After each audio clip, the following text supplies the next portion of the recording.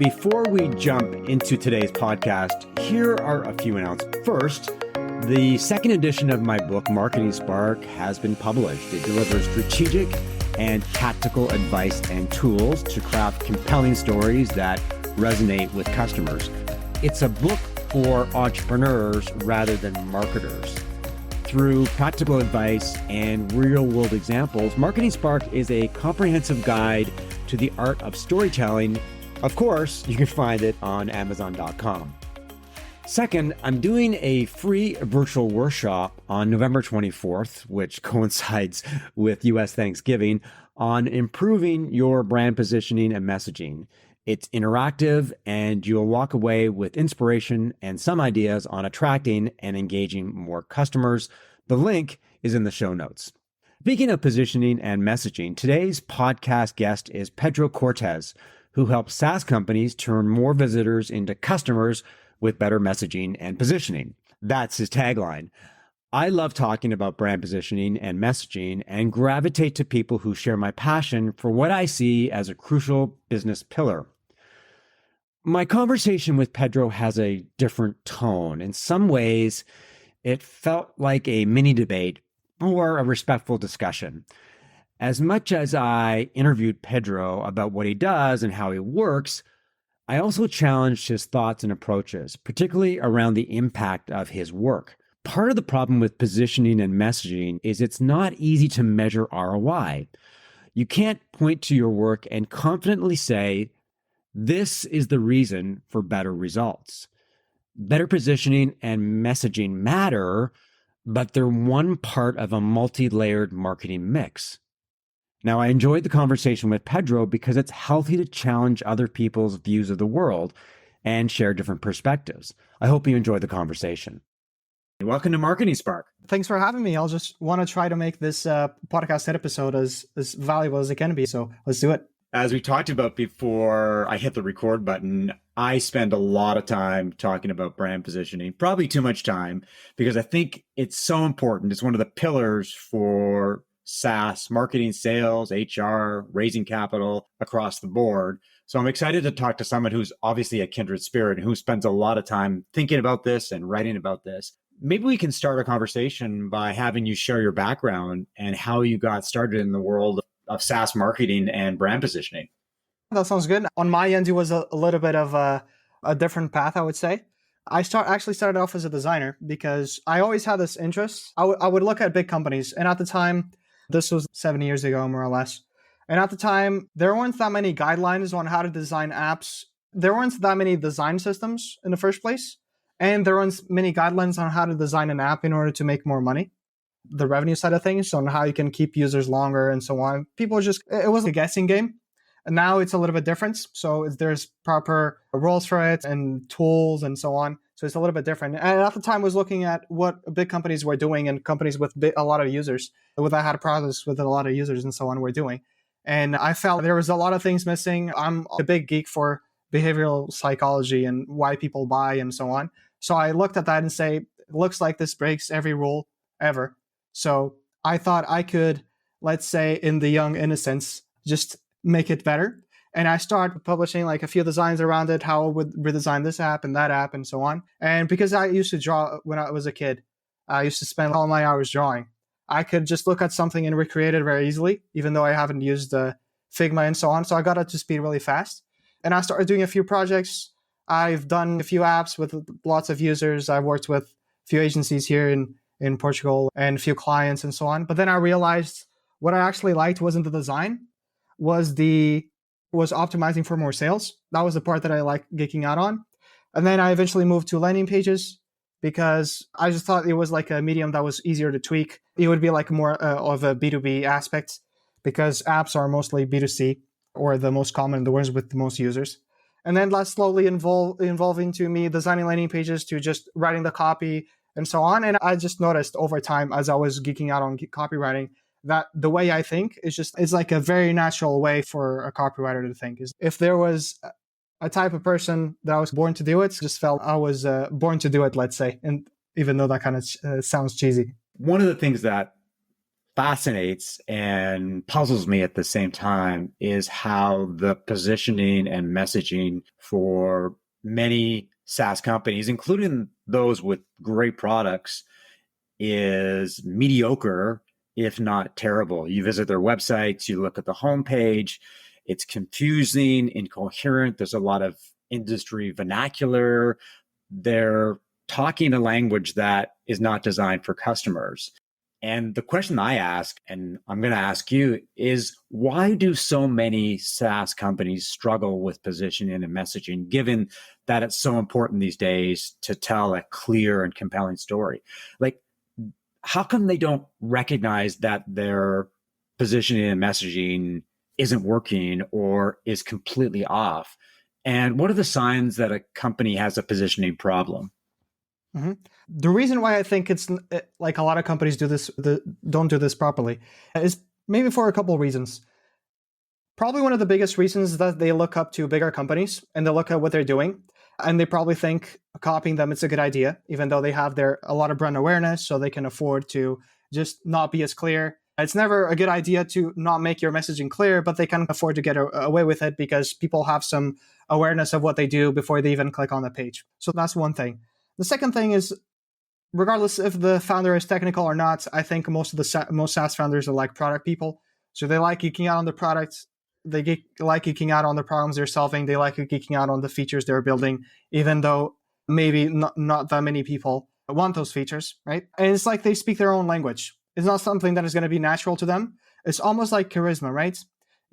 That is something that you have to learn how to be well-spoken.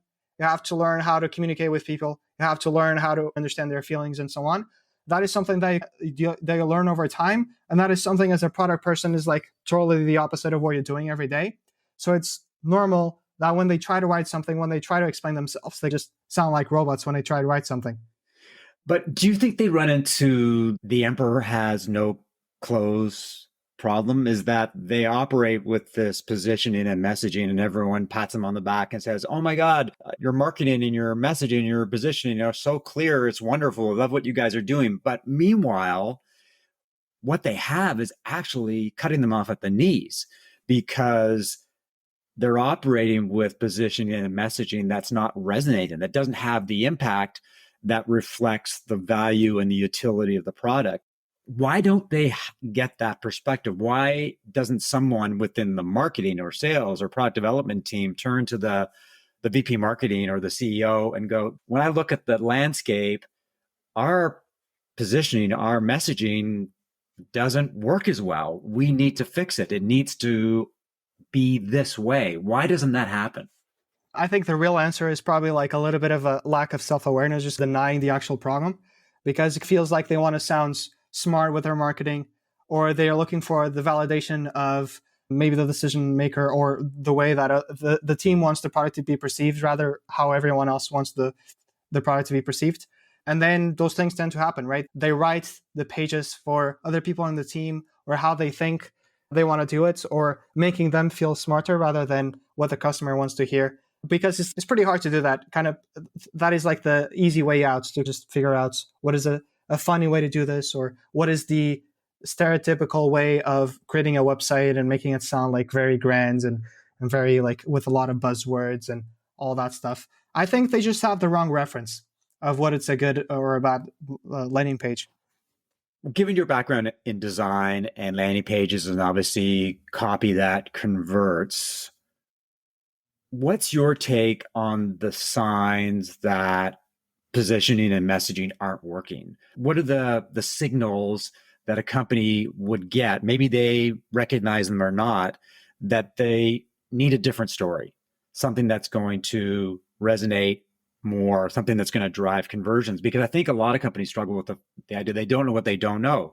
They don't recognize that their positioning / messaging isn't working. So from when you're working with clients, or even when you're communicating via LinkedIn and the other ways that you do marketing, what are the things that you point to and say, hey, these are the signals that your positioning and messaging are ineffective?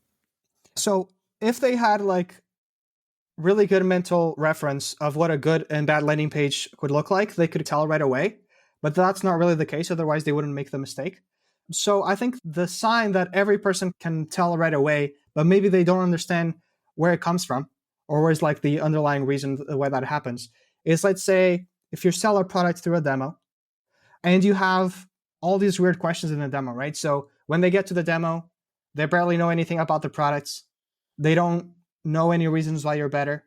Maybe they come up to the demo with the completely wrong expectation, right? So your product does this thing and they think it does something else.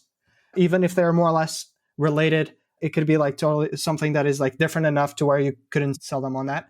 So those are typically signs that they're just not clear on what you do, but they booked anyway because their problem was so urgent and so big that they had to fix it. So they booked anyway. And that's a very small percentage of the amount of people that you can be converting, right? So let's say out of every 10 people, you're probably converting like one or two that are, the problem is so big that they book the call anyways, regardless if they know what the product does or not, right? So that's one layer. The other layer is, let's do the demo again, because normally you get more feedback on their reactions and so on. Let's say you're showing them a feature, right? You're showcasing some sort of feature based on what they asked, and they're like blown away. They're like, I didn't know you could do this.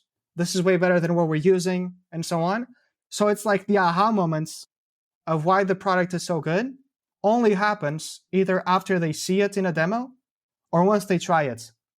If that's the case, then it's like a sure sign that you're losing money on by just not improving your messaging and your positioning, because people should have, even if it's a smaller version of that aha moments, they need to have that. It needs to be clear right away. The three pillars that I usually talk about: what is the result that you provide? Why are you better than what I'm using right now? Otherwise, you'll never overcome that resistance of switching over. And how long would it, like, what is the risk? How long would it take to set up? Or how long would it take to train my team, and so on, right? If they don't understand these three things at the same time, then you're never going to be like as optimized as you should be, right? Because otherwise there's just going to be people that are never going to convert. Usually with my clients, even if their page is okay and they're converting, there's always like this percentage of people that they could never convert because they're more skeptical than everyone else. Either normally these are like more enterprise leads or leads that they want to target if they want to go up markets. People that they have tried more tools, they're more skeptical to whatever the website claims, and they're probably experimenting with several tools all the time. So their mind is clearly comparing all the time with everything you're saying. So they're much harder to convert, but they pay you way more. I would argue in theory that what you say makes sense. If I'm a salesperson or a BDR and I'm doing a demo or a presentation and I say something that the light bulbs go on immediately, or a lot of what I'm saying isn't resonating and there's silence and people are confused and they're asking questions. Those are amazing signals that should relay back to the marketing team and the product team. But often I don't think that happens. And I don't think I'm just curious about the other signals that a company can receive from prospects and customers about their messaging. Because I think, like in my experience, a lot of them operate in ignorance, is that they're just doing what they're doing. They don't know what they don't know. And that there's just not enough blatant shots across the bow that will say to a company, your position and your messaging sucks and you need to change it. A lot of them operate in ignorant bliss and they don't know any better. And that's one of the challenges that I have is, as somebody who spends a lot of time on positioning, is getting people to recognize that what they have is a pain, a big pain that needs to be solved ASAP. Any thoughts on that? When you say big pains, are you talking about the people you're helping or like the customers looking at the website? The people that I'm helping, because when companies, okay, let me take a step back here. A lot of companies will look at conversion rates, for example, and if they're way below industry benchmarks, they know they have a problem. If they're not getting inbound, the pipeline isn't being filled, sales aren't happening, then that's a reason for panic in a lot of companies, and they'll do a complete tactical overhaul. Positioning seems to be a different creature because the signals aren't as blatant. They're there, but they're not on a dashboard that says our position is not working, we need to change it. Maybe questions during a sales call will provide some indications. What I'm asking from your perspective is that What are those blatant signals? What should the head of marketing or a CEO be looking at that tells them our positioning is not working? Because they could operate without knowing what they need to know for a long time. Yeah, in my case, when I work with clients, they talk to me at a point where they're like, they clearly see all these signs in demo calls and so on, where they're like, yes, once people, if only I could get more demos, if only I could get more signups, I know that I could close like a huge percentage of these people, right? So they come with me with that pain already. And that's the kind of the clients that I choose to work with in the first place. That kind of fixes that problem on my ends. But I like to look at it in two different ways, let's say. So let's say if you want to fix the messaging, it's more like, how do I explain the product that I already have with the same markets in the best way possible? So they look at our offer and is like the most attractive thing that it could be. So we can just get more people to buy it. Usually a sign for this is if you look at your numbers and you look at how many people are getting into the website, how many signups are you getting, how many people are turning into customers, how many are renewing, and so on and so forth. If you look at your numbers and you figure out what is the biggest bottleneck at the moment, and the only way that you could grow your business, or the fastest way to grow the business, is to just convert more people out of the ones you're already getting onto the website, it's yet another signal that you need to fix it. Because otherwise, tweaking other numbers before you do that is just not going to be as effective. So if you have your numbers like laid out like that, it just becomes more evident. The second area, this is like the positioning parts, is usually like a little bit broader. The way I like to look at it is if they want to go for either a different markets, or if they want to go, let's say they're in like a red ocean, they want to create like a new category and so on. That is something that is a little bit more long-term, a little bit more complex. And it's very hard to sell them on that unless they can see it, because it's like untapped potential. So it's like a market they haven't really experienced much of, because they haven't really gone for that market 100%. So that part is a little bit tricky. I like to look at it as separate problems almost, depending on the clients.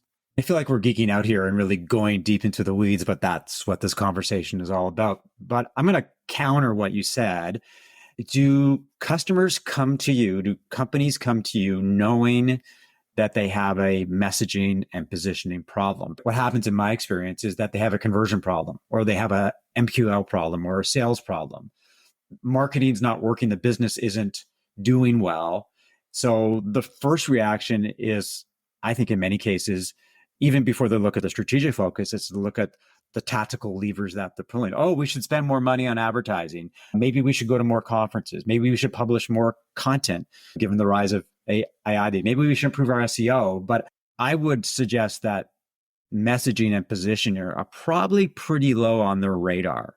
It's probably not seen as the cause of their problems, when in fact it could be one of the missing pillars. My question to you is, why do your customers come to you? Do they come to you because they recognize, oh, Pedro, I have a messaging and positioning problem. If you could only fix that, my marketing would be better? Or are they coming to you saying, my website's not working, conversions are down, bounce rates are up, and I can't figure out what's going on? Why do they come to you? Usually when clients come to me, they're a lot more aware of what the problem is. In the instance of, I know that things aren't clear. I'm not sure which angle would work best, but I'm confident that this is one of the biggest opportunities I have. Do they know they have a positioning and messaging problem? Is that what they come to you and say, I have a positioning and messaging problem and you have to help me? Or is it something else that they say, but what they really mean is I have a positioning and messaging problem? They say that, but it's for two reasons. One, because all the content that I create, which is the thing that gets me all the clients, is directly related to, is essentially only problems that the exact clients I want would have. So only them resonate with it, with that type of content. And it kind of filters some of the people out, because I like to work with people that are already aware of what the problem is, because I don't want to sell them on it. So here's what I mean. Someone could come to me, and part of my job, depending on how deep you want to get into this, could be, let's say, I want to make more money.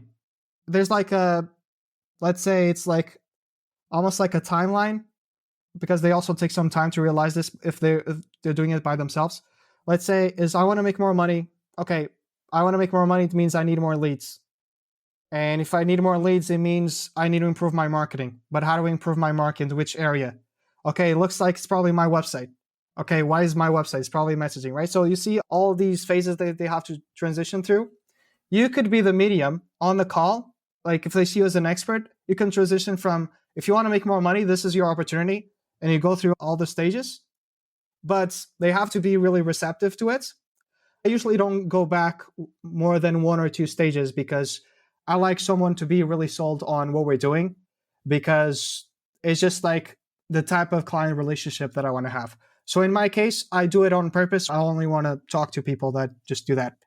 I agree. And I think that correlating the symptom with the problem is a great way to educate companies on what's really happening. So if your website's not converting, for example, you and I should be doing marketing, say your website's not converting. Probably one of the reasons is your messaging is not working and you probably don't have good positioning. Okay, great. Okay, your advertisements aren't converting because your landing pages don't work. You've probably got a messaging and positioning problem. Is that the formula that you're using to communicate to your ICPs?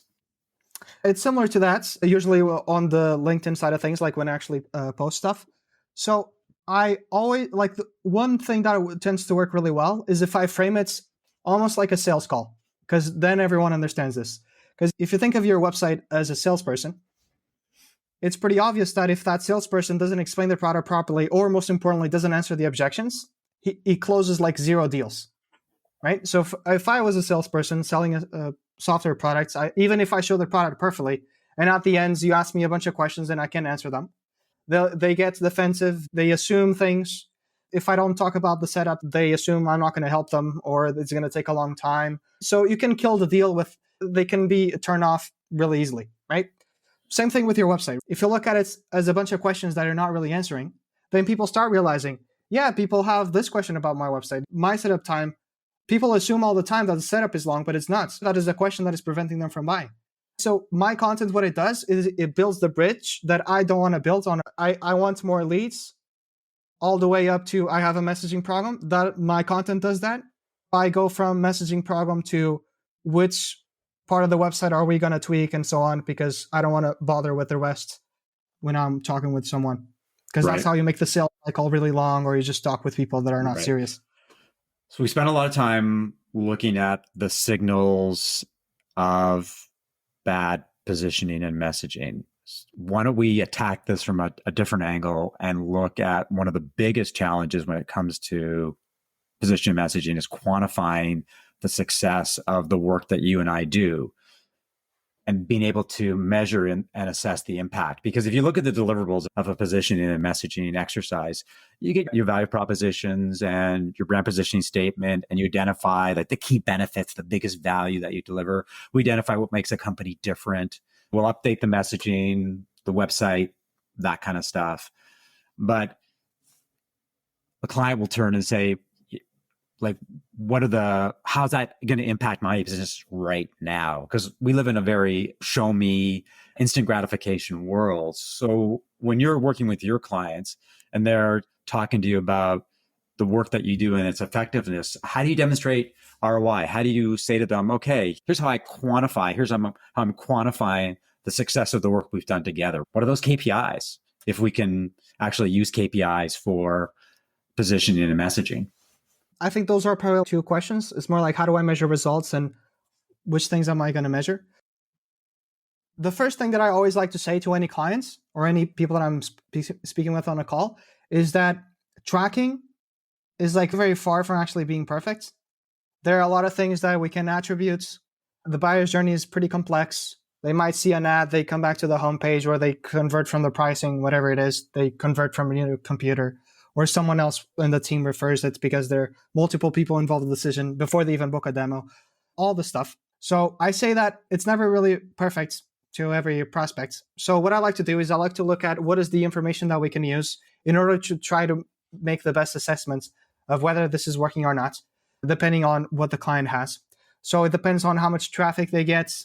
Where does the traffic come from? So for example, if you get a ton of traffic, but all of it comes from the blog, and very few traffic actually goes to the marketing pages and makes it a little bit messy, or if you get all the traffic from referrals and so on, that makes it a little bit tricky. But the main ways that I track it is either a baseline test, meaning that you'd have to know more or less how many trials or demos are you getting per month, and what is the average revenue you get per customer.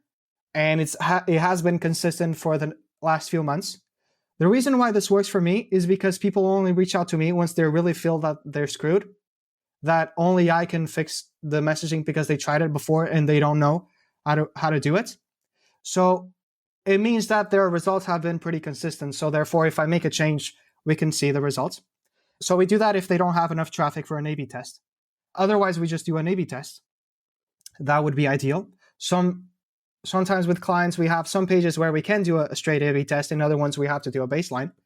And in terms of the KPIs that I'm looking for, is I'm very biased towards revenue, right?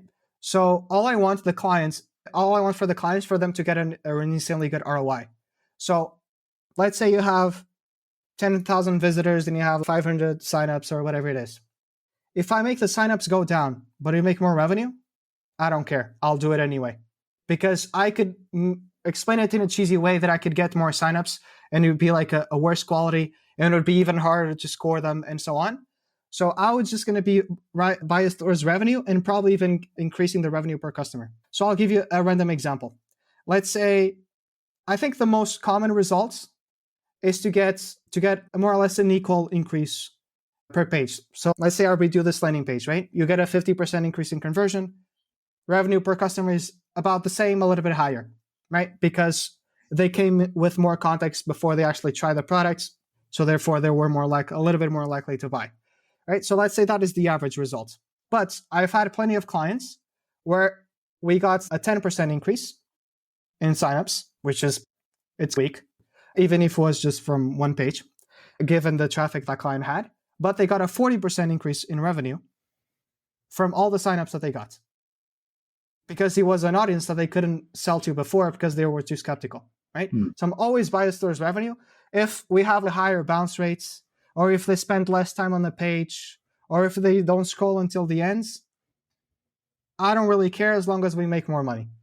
Yeah. I mean, I like revenue as a North Star. I guess the question I would ask is whether you can directly correlate better messaging and positioning with revenue, because obviously your work is one part of the mix. At the same time, the company, based on the positioning and messaging they have, could spend more time on social media. They could spend more time or more money on advertising. They could be doing more cold outreach. So there's lots of different things that they could be doing that are different, that support the work that you've done. But if they didn't do all that stuff, maybe your work wouldn't be noticed because they wouldn't be putting the spotlight on it. So it's a tricky thing to say, I created better positioning and messaging, and as a result, and revenue went up, and it's all because of my work. You're taking credit for all of that. And I feel that it feels like a reach. It really feels like, because I just don't think one thing moves the needle these days, even if it's much better positioning and messaging. The short answer is directly, you can't really correlate. It's pretty hard. But when I work with clients, and that's why I don't have like case studies for all the clients, is because it's not like insanely clear that those results came from me. That's why and also because not all of them let you make it public because competitors will look at it and so on. But it's very hard to make it like a direct correlation unless everything is dialed in except for the messaging, which sometimes when they talk to me is because they get desperate, because the sales process is dialed in. Churn is pretty low. At this point, it's hard to get more traffic because all the keywords they're ranking for is already good, or it's hard to increase the marketing budgets before increasing the conversions because otherwise it's not going to be profitable. So therefore, there's only one thing that they can tweak in order to make revenue go up. Nothing else. There's nothing else they can do. So in those cases, it's very easy to correlate because they have a baseline. They're having converting about the same. There's very little seasonality. So it's very easy to correlate. But I would say in more than 50% of the cases, it's hard to correlate. That is just the honest truth. But at the same time, a good entrepreneur knows that it takes time, and most of good things get indirect results. So in your case, you're creating content on LinkedIn. You could be doing call outreach. You could be going to events. You could be doing all the stuff. where you're doing podcasting, which maybe took you months and months to see the actual results. You just had to trust that it would work. And you're still not exactly sure how many clients you got from podcasting, because you might have gotten a referral that then watched your podcast and convert 6 months later, and they never told you about this. Even if you ask, they just forget. So a good entrepreneur also knows that. And that's why I'm very picky with the clients that I work with, because I want them to feel successful. And it's also part of it. Great answer. And I don't mean to push you and be antagonistic here, but I think it's really interesting to look at what we do and to can talk to people about the impact that it makes. And maybe it's just a thesis that the ultimate KPI for positioning and messaging is confidence. If a company, the CEO, the head of marketing, the head of sales, the head of product, the employees feel like what you've given them, what we've given them is a much more powerful, impactful story that makes it abundantly clear why this company is the obvious choice, that puts the spotlight on the company's strengths and starts to amplify those strengths to the world and starts to position this company as something special, tells a story that reflects the quality of the product. Like the whole company moves forward in a more confident way, knowing that they're all reading off the same page. They believe it. Mm-hmm. They can see themselves as being differentiated. And that just, it's very subjective. It's a very hard to quantify feeling, but ultimately that could be in the short term, that could be how you and I say to a client, yeah, we've done a great job together and now it's time to move forward. What do you think of that? Yeah, I'm totally happy to answer these questions, because even today I'm working with someone in my team to see if we can figure out, is there a better way that we can test things? Is there a better way that we can quantify results? Because it's not like obviously the clients are super happy with the story they have and the results they get, and they do see the results and they are aware of them. But the more aware they are of the results they're getting on and how far they've come, if there's a way to make them constantly aware, that would mean that the clients would just come back more often, right? Because you get, it's like the idiotic treadmill, right? You get used to having that sort of success, and then you forget about it, right? You forgot what kind of got you there. That was the website. And then they might assume you have to tweak the website like once a year, or it's like the amount of times that they think about tweaking the website just makes them way more likely to come back to me or to refer me to other people. So the better that I can track this, the more aware they are of the results, and the more they'll come back, and so on and so forth. So it's more beneficial for everyone. It's just at this point, it's very hard to track. It's like a puzzle. It's a big puzzle.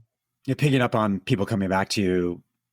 One of the things that I talk about a lot when it comes to positioning and messaging, it's not a set it and forget it proposition. You can't, okay, we've done our positioning, now we're good to go. It constantly evolves and changes.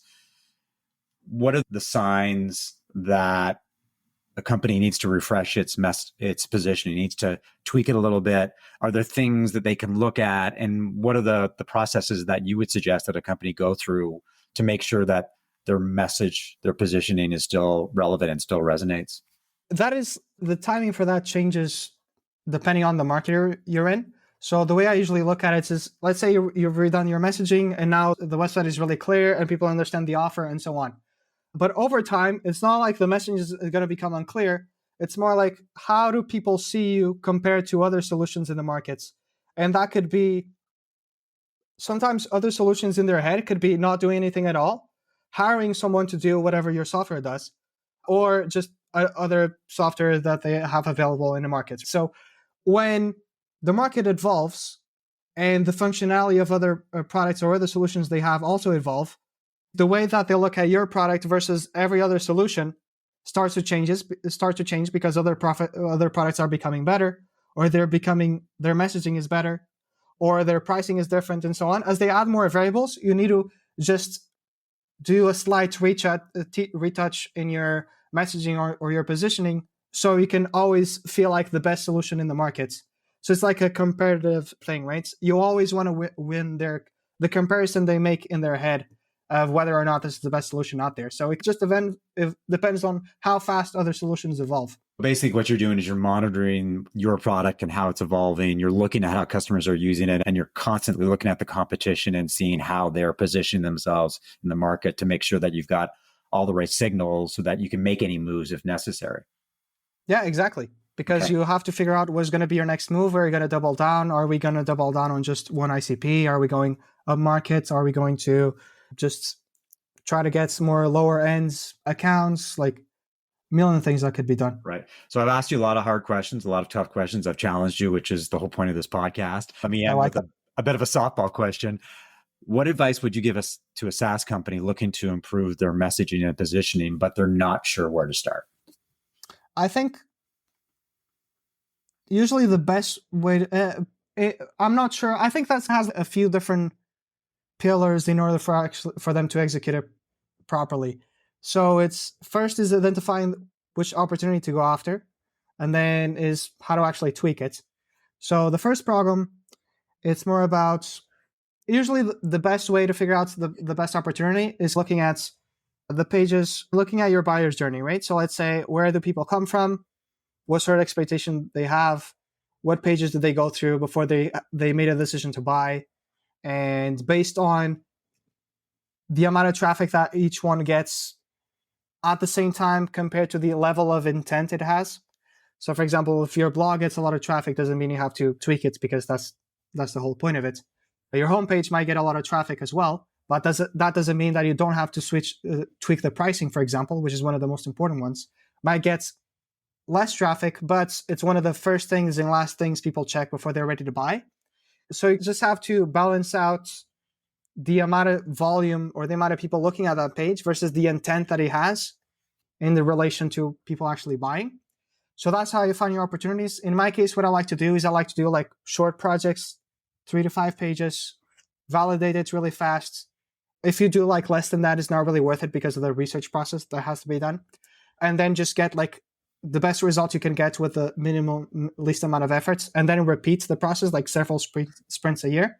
That would be the first way of looking at it in order to identify the opportunity. The other way of doing it of actually executing is just changing how you think about the pages themselves, right? So again, think about it as a sales call, right? So list out all the concerns that people would have before they buy. List out all the aha moments that people get once they jump on a demo and they see it and they get blown away by it. Think about all the reasons why people switched over from one product to another, because it's like one of the hardest things that you can do is have someone go through the pain of switching from one product to another. So it just means they saw something in your product that just made them overcome that resistance. So you need to pay really good attention to that. So list everything out, all the reasons. You list all the ways you would answer them. And then you start thinking about the layouts of the page, right? So what should each section say, right? Outline it first. You think about what do you want to say before you think about how you want to say it, right? So first, define really what are the things that have to be on that page versus the things that have to be somewhere else. What is going to go on each section? And only after that, only after you define all of that is when you start thinking about headlines and images and so on. Typically, people do that the other way around. So they think about images and design and the headlines and so on. And it's very hard. You almost get like writer's block, because the reason you get writer's block is because you're trying to think and filter at the same time. So first, you just do like a big ass brain dump in a Google Doc, and then you filter everything out. And then essentially break it down into one step at a time. First, the structure. What am I going to say? What are the headlines? What is going to be supporting these headlines? What is the order's going to be? Like one thing at a time, then it's much smoother. Great. Thanks for all the great insight, and thanks for the conversation. We covered a lot of ground in a short period of time. Where can people learn more about you and what you do? So people can find my website at cortes.design. They can find a little bit more information about the services, some of the case studies I have as well. I also have a cheat sheet, which is the landing page formula I use for all the clients. And they also has a tutorial and so on that is available for free. So that's something that they can download if they want. It essentially walks them through all the process of actually redoing a homepage or a landing page. And then they can also find me on LinkedIn, which is where I share most of the tips. So stuff that companies do wrong, teardowns of landing pages, good or bad, overall tips, client results if they want to geek out on what results they got and why they got those results and so on. Those are the two best places. Thanks again. And thanks to everyone for listening to another episode of Marketing Spark. If you enjoyed the conversation, leave a review, subscribe via Apple Podcasts, Spotify, or your favorite podcast app, and share via social media. If you'd like to learn more about how I help B2B and SaaS companies as a fractional CMO and my recently launched 90-day marketing sprint service, send an email to mark@markevans.ca or visit marketingspark.co. I'll talk to you next time.